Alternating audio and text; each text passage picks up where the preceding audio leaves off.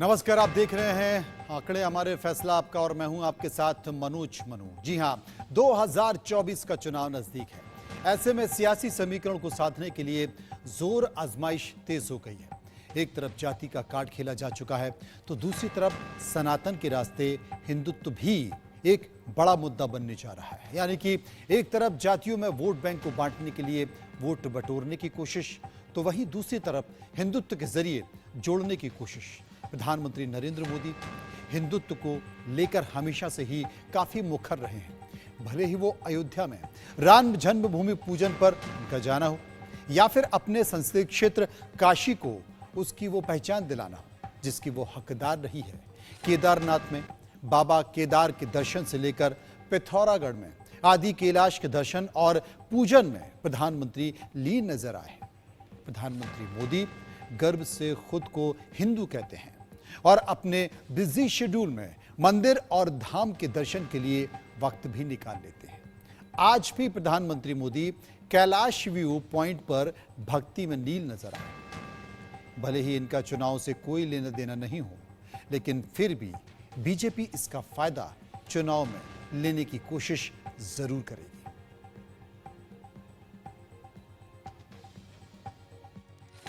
केदारखंड और मानस खंड की कनेक्टिविटी पर भी हम बहुत बल दे रहे हैं।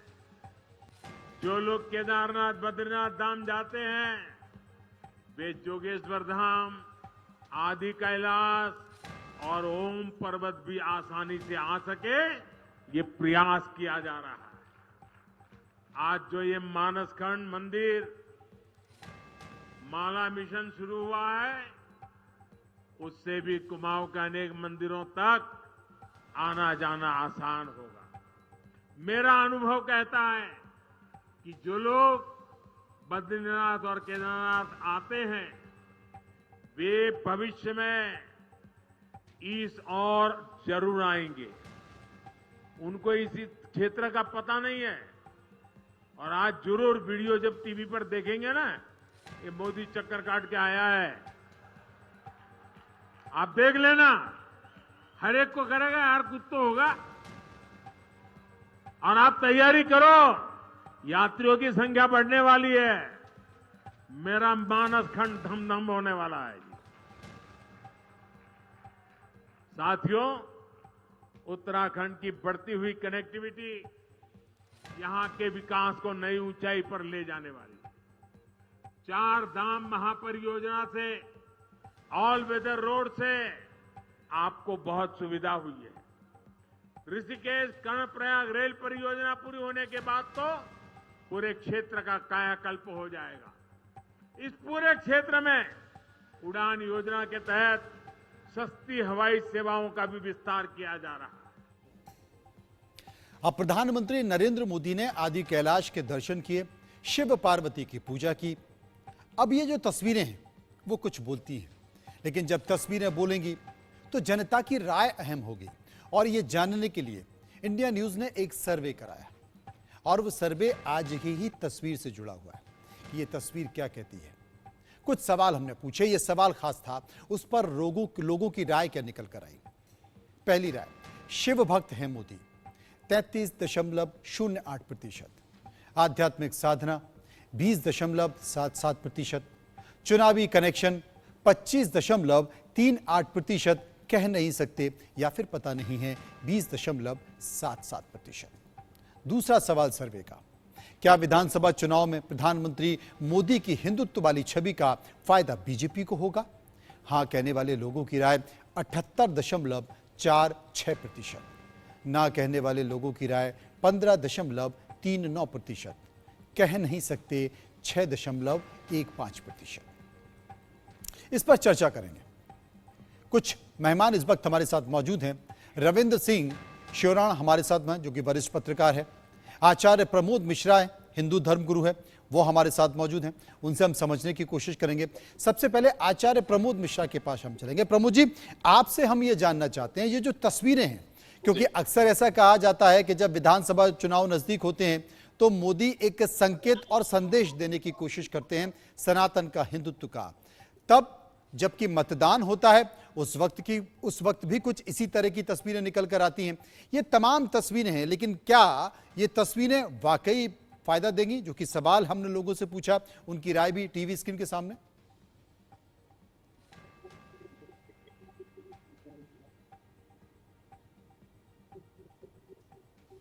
प्रमोद जी, आवाज नहीं आई क्या मेरी? प्रमोद जी तक? हाँ जी, एक बार दोबारा बोलिए क्योंकि आपकी आवाज क्लियर नहीं आ पा रही थी। जी, हमने सर्वे किया है और सर्वे में कुछ सवाल पूछे हैं। वो सवाल क्या, एक बार फिर से मैं आपको दोहरा देता हूं। उस पर लोगों की राय भी निकल कर आई है। प्रधानमंत्री नरेंद्र मोदी ने आदि कैलाश के दर्शन किए और शिव पार्वती की पूजा भी की। इस पर आपकी क्या राय है? लोगों ने राय इस पर दी है। दूसरा सवाल यह था कि इस तरह की तस्वीर है, इस तरह की पूजा या फिर इस तरह का सनातन संकेत देने से क्या विधानसभा चुनाव में बीजेपी को इसका फायदा मिलेगा? ये सवाल हमने लोगों से पूछे, उस पर लोगों की राय निकल कर आई है। आपकी इस पर क्या प्रतिक्रिया है? बिल्कुल, देखिए मेरी प्रतिक्रिया यही होने वाली है क्योंकि मैं जानता हूं कि जथा राजा तथा प्रजा, यहाँ पर एक अपनी पे अपना दृष्टिकोण होता है। हर व्यक्ति का अपना अपना एक अपनी राय होती है, अपनी व्यक्ति विचारधारा होती है। जिसका जितना अनुभव होता है, जितना ज्ञान होता है, उसके अनुसार वो अपनी राय देता है। तो मेरे तरफ से मेरा मानना यह है कि अगर हम धर्म की बात करें तो मोदी जी शुरू से ही धर्म के प्रति बड़ा झुकाव था उनका। और यही नहीं, उनका एक तरह से अगर पारिवारिक दृष्टिकोण देखा जाए, गुरु परंपरा देखी जाए, तो धर्म को जानते हैं। धर्म क्या होता है, धर्म किसे कहते हैं, वो जानते हैं। इसीलिए चाहे वो चुनावी मुद्दा हो या चुनाव आने वाला हो तब भी, या बिना चुनाव के, यहां तक मैं देखा कि 2014 के बाद देश के जहां जहां भी धर्म स्थान है, देश में जो भी धर्म स्थान है, तीर्थ स्थान है, उनका जो विकास हुआ है, मुझे लगता है वो राजनीति से नहीं हुआ है, वो चुनाव से नहीं हुआ है। वो सीट पर है, गद्दी पर है, तो वो उनका धर्म था करना। धर्म सबसे पहले है, धर्म के बिना कुछ भी नहीं है। तो वो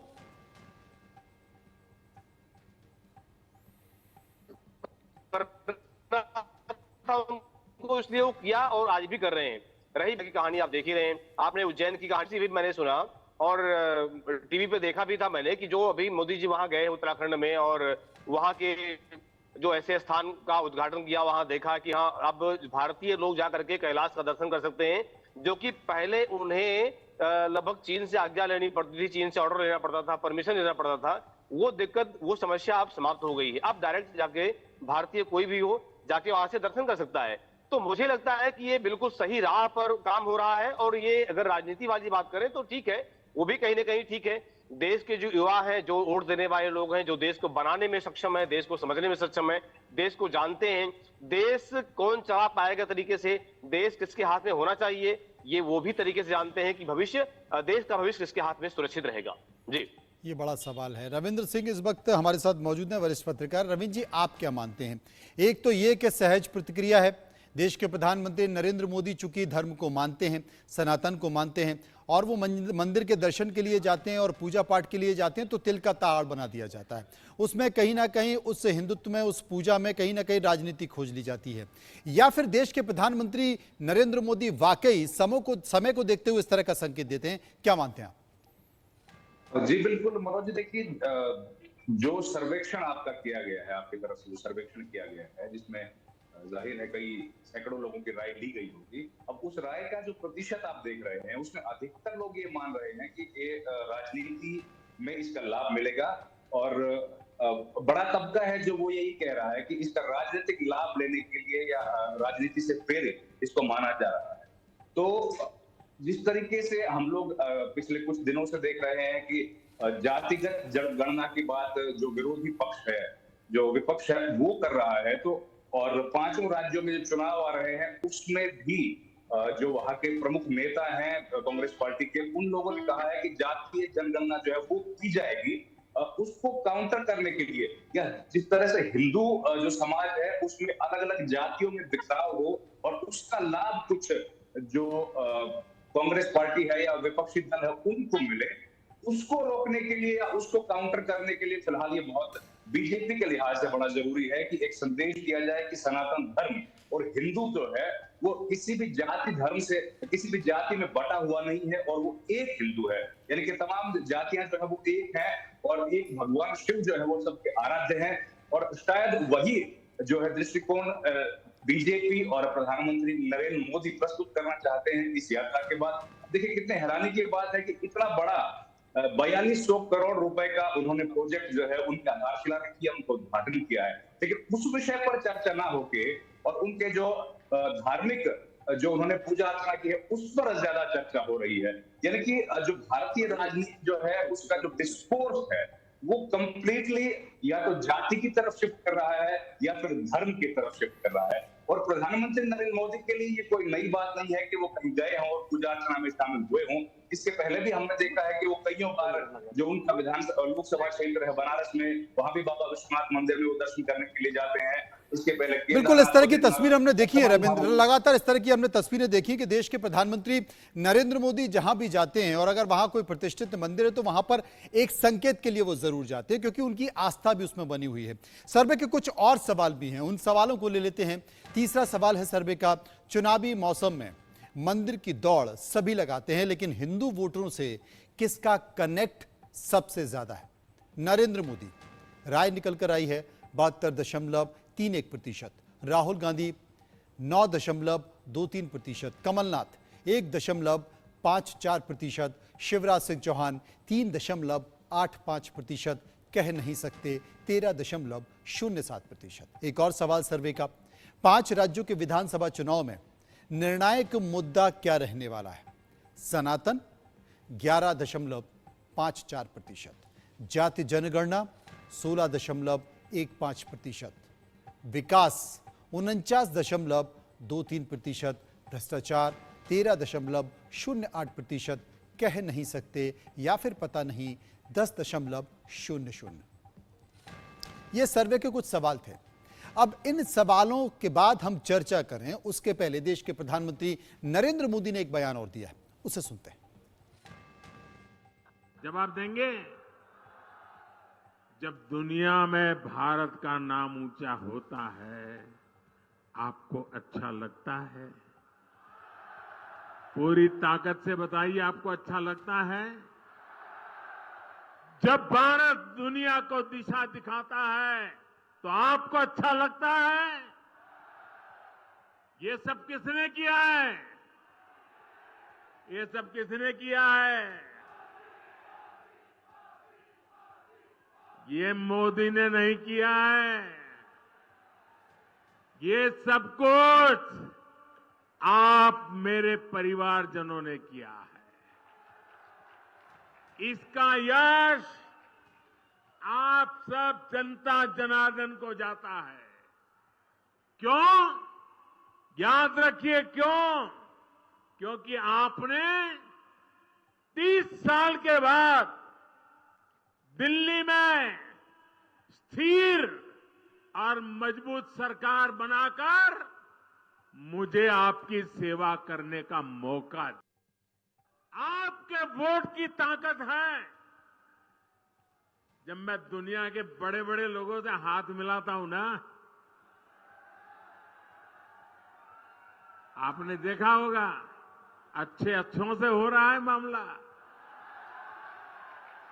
लेकिन जब मैं हाथ मिलाता हूं ना तो बराबर आंख भी मिलाता हूं।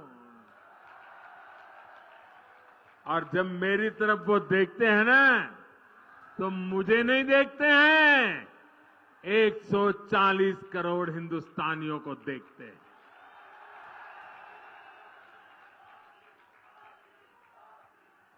मेरे परिवारजनों, दूर सुदूर पहाड़ों पर देश के कोने कोने में जो लोग रहते हैं, हमने उनकी भी चिंता की।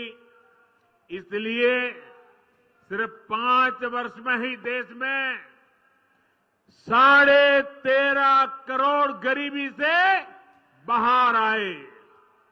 13.5 करोड़ लोग। ये आंकड़ा याद रखोगे? आंकड़ा याद रखोगे? कितने? 13.5 करोड़ लोग गरीबी से बाहर 5 साल में आना, ये अपने आप में दुनिया अचरज कर रही है। मेरे परिवारजनों, उत्तराखंड के हर गांव में देश के रक्षक हैं। यहां की वीर माताओं ने वीर पुत्रों को जन्म दिया है, जो मेरे देश की रक्षा कर रहे हैं। 1 रैंक 1 पेंशन की उनकी दशकों पुरानी मांग को हमारी ही सरकार ने पूरा किया। अब तक 1 रैंक 1 पेंशन के तहत 70,000 करोड़ रुपए, उससे भी ज्यादा हमारी सरकार ने पूर्व सैनिकों को दिए हैं। इसका लाभ उत्तराखंड के भी 75,000 से ज्यादा पूर्व सैनिकों के परिवारों को मिला है। हमारी सरकार की बहुत बड़ी प्राथमिकता बॉर्डर एरियाज में विकास की भी है। आज बॉर्डर एरियाज में सुविधाओं का निर्माण बहुत तेज गति से हो रहा है।